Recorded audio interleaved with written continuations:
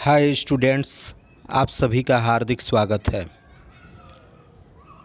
आज हम कुछ कंपनी अकाउंट का जो पार्ट डिवेंचर्स है, ऋणपत्र है, उसके कुछ अति महत्वपूर्ण बहुविकल्पीय प्रश्नों को देखेंगे और तैयार करेंगे, जो कि आपके बोर्ड एग्जामिनेशन में पूछा जाता है और 100% आने की संभावना है।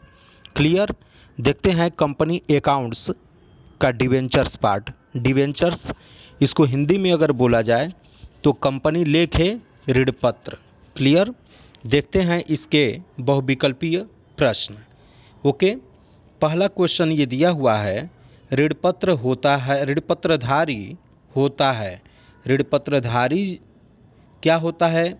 कंपनी का संस्थापक होता है, कंपनी का लेनदार होता है, कंपनी के देनदार होते हैं कि कंपनी के स्वामी होते हैं।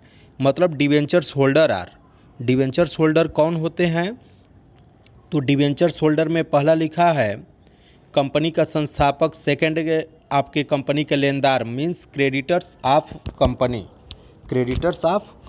कंपनी के लेनदार। क्लियर। थर्ड, कंपनी के देनदार debtors of company and company के स्वामी ओनर ऑफ द कंपनी।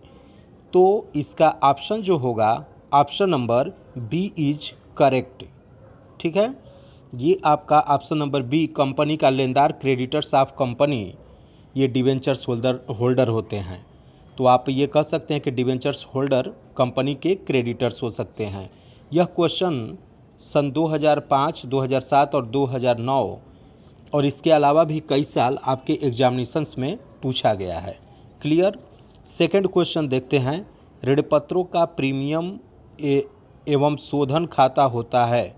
ऋणपत्रों का प्रीमियम मीन्स डिवेंचर का प्रीमियम एंड रिडम्पशन अकाउंट होता है। First personal account, second real account, third nominal account, fourth none of these means व्यक्तिगत खाता, वास्तविक खाता, नाम मात्र खाता, इनमें से कोई नहीं।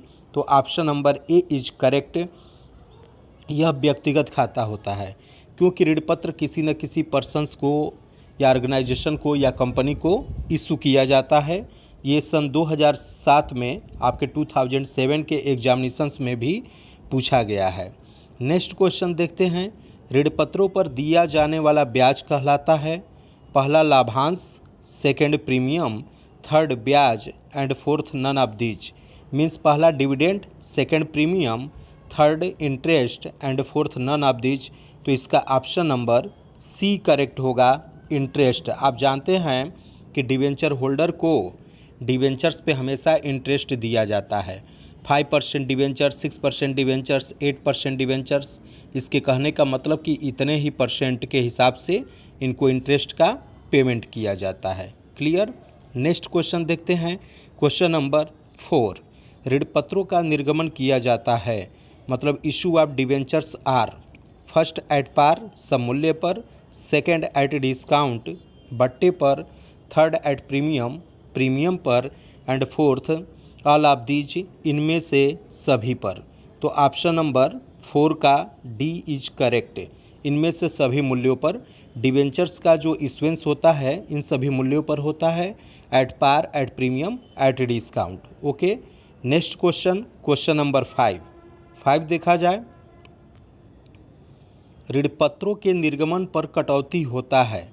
मतलब जो discount on issue of debentures होता है, पहला चालू संपत्ति मीन्स करेंट एसेट्स, सेकंड चालू दायित्व करेंट लायबिलिटीज, थर्ड अस्थायी संपत्ति फिक्स्ड एसेट्स, फोर्थ बनावटी संपत्ति फिक्टिटियस एसेट्स। तो इसमें आपका ऑप्शन नंबर 5 का मीन्स क्वेश्चन नंबर 5 का option number D is correct. आपका ऑप्शन नंबर डी जो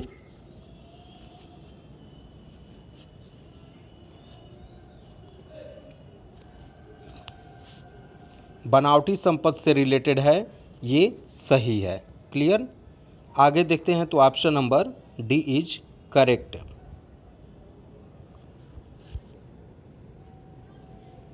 छठा क्वेश्चन देखते हैं, ऋणपत्रों के निर्गमन से कंपनी प्राप्त करती है। कोई भी डिवेंचर्स जब कंपनी इशू करती है तो उसको क्या मिलता है? फर्स्ट कैपिटल मिलता है, सेकंड लोन मिलता है, थर्ड दोनों मिलता है, मीन्स कैपिटल एंड डिबेंचर्स दोनों मिलता है, एंड फोर्थ लोन मिलता है, फोर्थ न तो पूंजी और न ऋण, मतलब यहाँ पे none debentures and none interest and loan and none capital. तो ऑप्शन इसका क्या होगा क्वेश्चन नंबर 6 का? आप लोग जल्दी बताइए। Option number B. क्लियर?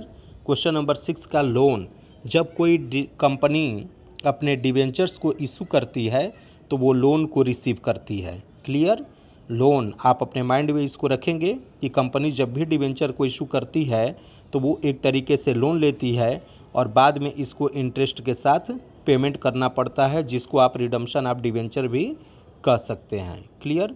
तो क्वेश्चन नंबर 6 का option number B is correct. Question number 7, ऋणपत्रों पर ब्याज देय है, मतलब इंटरेस्ट एंड डिबेंचर्स ड्यू। पहला लाभ पर हानि पर प्रभार है, लॉस पे ये चार्ज होता है, लाभों पर प्रभार है, प्रॉफिट पे चार्ज होता है, सिंकिंग फंड पर प्रभार है, मतलब ये सिंकिंग फंड से चार्ज किया जाता है, सिंकिंग फंड ब्याज खाते का प्रभार है, या आपका सिंकिंग फंड इंटरेस्ट अकाउंट से रिलेटेड है। तो option number B is correct, लाभों पर प्रभार है। क्लियर? क्वेश्चन नंबर 8 देखते हैं। क्वेश्चन नंबर 8, परिवर्तनीय ऋण पत्र से आशय है जिनकी ब्याज दर में परिवर्तन होता रहता है, जिनका अंकित मूल्य परिवर्तित होता है, जिनका अंशों में परिवर्तन किया जा सकता है, जिनका स्वामित्व परिवर्तित किया जा सकता है। क्लियर?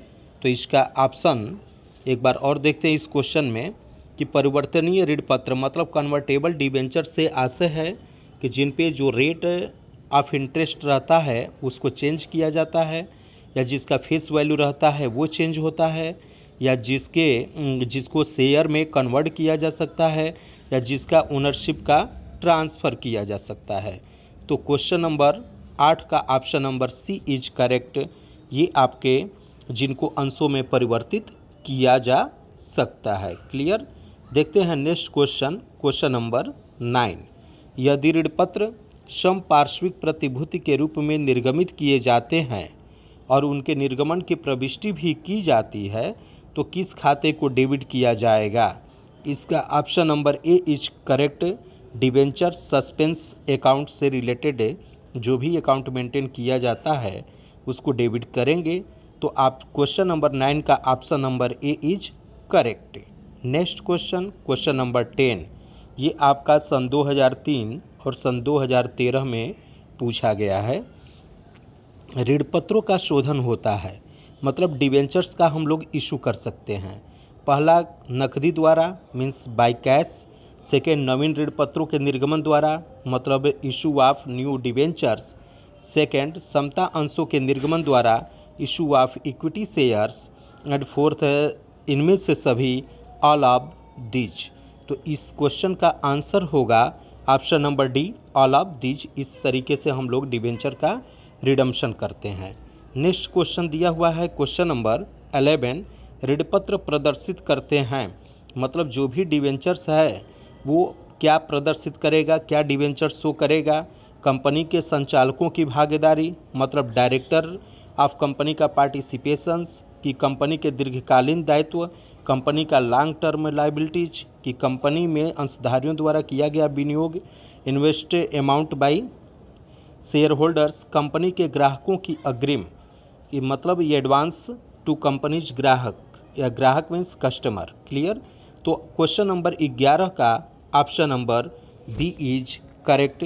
जब भी कोई कंपनी अपना डिबेंचर्स इशू करती है तो वो लॉन्ग टर्म ड्यूरेशन के लिए लोन लेती है और इसको लायबिलिटीज के रूप में ट्रीट किया जाता है। क्लियर? अब आगे देखते हैं, ये आपका सन 2003 के बोर्ड एग्जामिनेशन में क्वेश्चन पूछा गया है। क्वेश्चन नंबर 12, इसको देखते हैं। ऋणपत्रों का शोधन किया जाता है, मीन्स डिबेंचर का रिडम्पशन आप कर सकते हैं। डिबेंचर्स रिडम्पशन किया जाता है फर्स्ट एट पार माने सममूल्य पर, सेकेंड अधिमूल्य पर एट प्रीमियम, थर्ड अंशों में परिवर्तन द्वारा, bye conversion by shares, and fourth इनमें से सभी ऑल ऑफ दीज। तो क्वेश्चन नंबर 12 का ऑप्शन नंबर डी होगा, ऑल ऑफ दीज। ठीक है, इनमें से सभी के द्वारा हम लोग ऋण पत्रों का शोधन कर सकते हैं। ये आपके क्वेश्चन एग्जामिनेशंस में सन 2003 और 2010 के बोर्ड एग्जामिनेशन में पूछा गया है। नेक्स्ट क्वेश्चन देखते हैं, क्वेश्चन नंबर 13। ऋण पत्रों के निर्गमन पर बट्टा है, means discount on issue of debenture is, पहला पूंजीगत हानि है, कैपिटल लॉस है, सेकंड आयगत हानि है, रेवेन्यू लॉस है, थर्ड निर्गमन व्यय है या एक्सपेंसेज इशू है, इशू ऑफ एक्सपेंसेज है, फोर्थ इनमें से सभी। तो इसका ऑप्शन नंबर क्वेश्चन नंबर 13 का option number A is correct, capital loss. क्योंकि आपको पता है कि डिवेंचर्स को कंपनी बार बार इशू नहीं करती है, कभी कभार या एक बार इशू करती है, तो उस पर जो भी लॉस होगा वो आपका कैपिटल लॉस के रूप में काउंट किया जाएगा। Next and last question of this chapter, सर्वाधिक सुरक्षित ऋण पत्र है, मतलब सबसे सिक्योर्ड डिवेंचर काउंट किया जाता है। सबसे सर्वाधिक सुरक्षित ऋण पत्र क्या है? फर्स्ट लिखा है ऑप्शन पंजीकृत ऋण पत्र, मीन्स रजिस्टर्ड डिवेंचर, मतलब बेस्ट सिक्योरिटीज जो डिवेंचर से रिलेटेड है वो क्या है? पहला पंजीकृत ऋण पत्र मीन्स रजिस्टर्ड डिवेंचर, सेकंड अपंजीकृत ऋण पत्र जिसको हम लोग अनरजिस्टर्ड डिवेंचर्स भी बोल सकते हैं, सी बंधक ऋण पत्र means mortgage debenture, and fourth आपका option number D means option number D लिखा है शोधनीय ऋण पत्र। ये छूट गया है, सॉरी, शोधनीय ऋण पत्र, ये शोधनीय ऋण पत्र। तो इसका ऑप्शन नंबर क्या होगा? Option number C is correct. जो आपका ये बंधक ऋण पत्र दिया हुआ है, ठीक है, जो बंधक ऋण पत्र दिया हुआ है, ऑप्शन नंबर सी ये आपका सही है। जो मॉर्टगेज डिवेंचर होता है इसको रखना और इस पे इस तरीके के डिवेंचर को लेना बेस्ट माना जाता है। Okay, this topic is completed. Thank you. Please आप इसको लाइक करिए, सब्सक्राइब करिए और शेयर करिए। ओके, धन्यवाद। God bless you.